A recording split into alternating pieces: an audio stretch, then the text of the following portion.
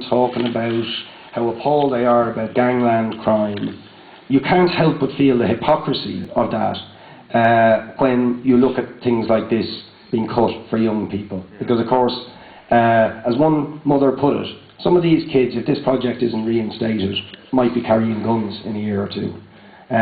But because of this project, they've been kept away from that kind of stuff. And that's, but it's people like those in the Oasis project who are now fighting, and I just want to give a plug for this. There's a demonstration on Sunday at 1 o'clock at the church wall, and there's a number of other similar projects, by the way, have been cut in recent weeks, and we're going to fight to try and get that project back. It's a small thing, but I can tell you it's symptomatic of what's going on more generally. We have all these weasel words and pretense of concern, but actually hammering the people on the ground and doing the very things that then the government will decry when they say, look at this crime spree and so on, but they are actually creating the conditions from which this sort of stuff goes.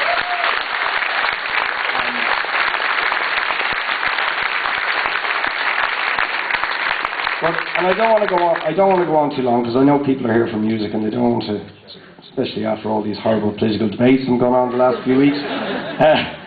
But the thing that's behind that is quite shocking, because it's not just a nasty cut. But what is actually running behind it is the extraordinary move at the moment by this government to privatise everything. Yep. Everything, okay? And what is behind the cut to the Oasis project is that they've decided to introduce competition and market mechanisms into the provision of community services. Okay, so we've got to have competition. You have a thing that works, it's of the community, it's for the community. Well, that's gone, because we need competition. We need the market. And of course, this is the problem in little things, and it's the problem in big things, is the greed for profit over people, over communities, that they even want to privatise something as basic as a project like this, but of course it blows up into the big things, doesn't it? They want to take our seafront, they want to take our water, they tried to take our forests, but the people rose up and fought back.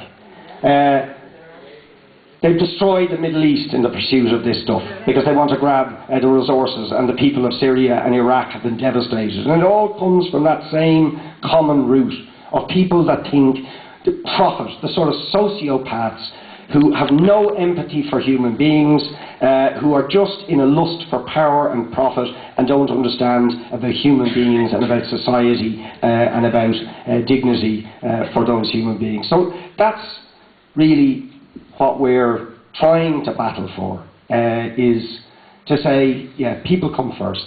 And that's why it starts with the little local thing, and I really hope people will come out on the streets on Sunday to support the Oasis project and all the community projects that at this moment are being cut. But you're going to have a busy weekend, because I also want to encourage you to go into town to march on Saturday, because there's going to be a huge march on Saturday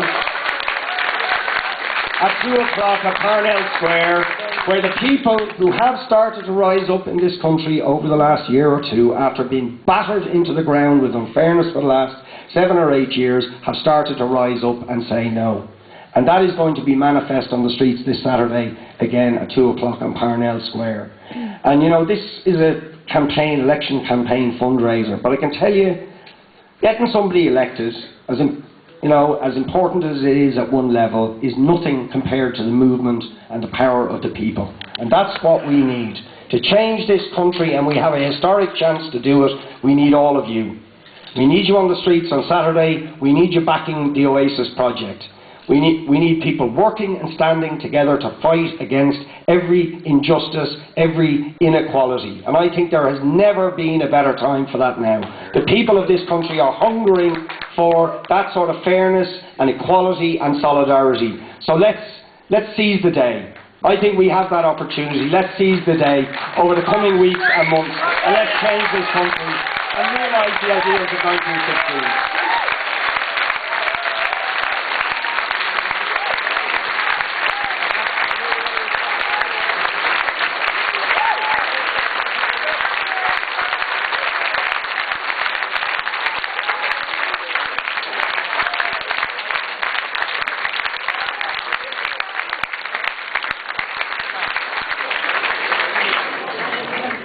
for t-shirts.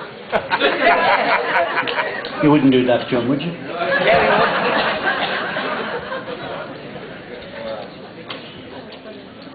I was sitting behind Richard there, listening to him, and I realised I was nodding all the time. And then I was thinking about, you know, when you watch the House of Commons or the Dáil, the fellas behind me, all going,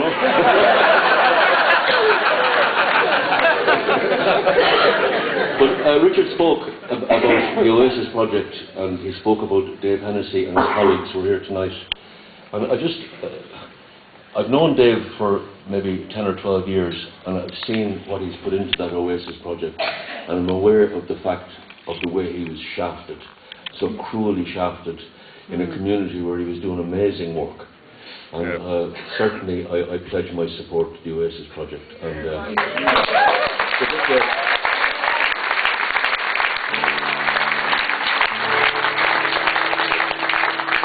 and this is a song I'm going to sing specially for Dave, because it wasn't on the list of songs we practiced, but we're going to do it anyway, because I didn't know Dave was here tonight. But apart from the Oasis project, Dave has another project, ongoing project, which takes him to Anfield every second week. Where he's seeking after, I don't know how many decades it was since the one anthem, but Dave, this song is special for you. It's called Does This Train Stop on Merseyside?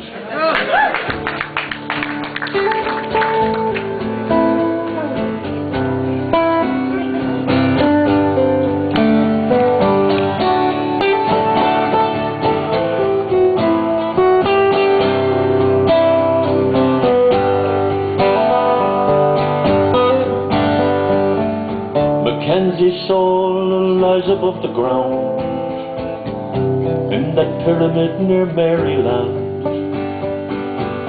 EasyJet is hanging in the air, flying everybody everywhere. See the slave ship sailing into port, the blood of Africa's on every wharf. The famine boats are anchored in the bay, bringing in the poor and desperate. Hey, does this train stop? Does this train stop on Merseyside? Hey, does this train stop? Does this train stop on Merseyside? Alan Williams in the Marlborough Arms, he gives a story out to everyone. The famine boats are anchored in the bay, bringing in the poor and desperate. I can't believe what those children done. Guess there's a meanness in the soul of man. Yorkshire policemen stand with folded arms as people try to save their fellow fans. Hey, does this train stop? Does this train stop on Merseyside? Hey, does this train stop? Does this train stop on Merseyside?